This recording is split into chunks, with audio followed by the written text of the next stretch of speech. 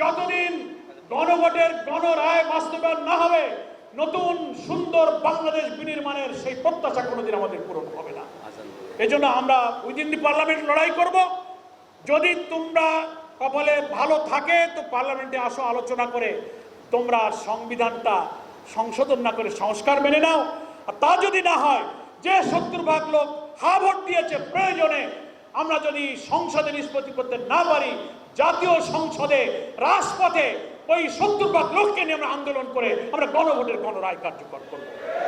এটি হচ্ছে আমাদের প্রত্যাশা। তা না হলে আজকে সর্বত্র দুর্নীতি বাসা বেঁধেছে, দলীয়করণ বাসা বেঁধেছে। কোন মির্জা ফখরুল সাহেব পার্টির মহাসচিব একটা সত্য কথা বলছে 2 দিন আগে, বলছে 5 মাসে রাষ্ট্রের কোনো পরিবর্তন হয়নি। হবে কেন?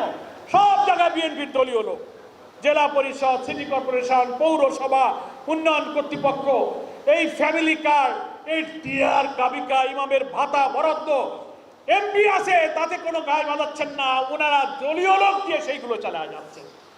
তাহলে আওয়ামী লীগের সাথে আমরা কি পার্থক্য? শুধু ধরেন নামটা বদলেছে, চরিত্র একই আছে। সেই জন্য ফ্যাসিবাদের পথে, সর্বনাশার পথে আপনারা যে পা বাড়িয়েছেন, এখান থেকে ফিরে আসুন।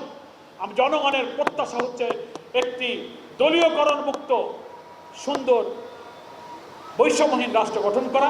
আজকের এই সেমিনার থেকে যশোরের সংগ্রামী জনতাকে আমি বলবো যে আপনারা জনগণকে এই শুভঙ্করের ফাঁকিটা বুঝাবেন এবং 11 দলের সামনে যে কর্মসূচি আছে, আগামীকালকে গণমিছিল 5 তারিখ থেকে 11 দল পরবর্তী কর্মসূচি ঢাকার পল্টন থেকে ঘোষণা হবে।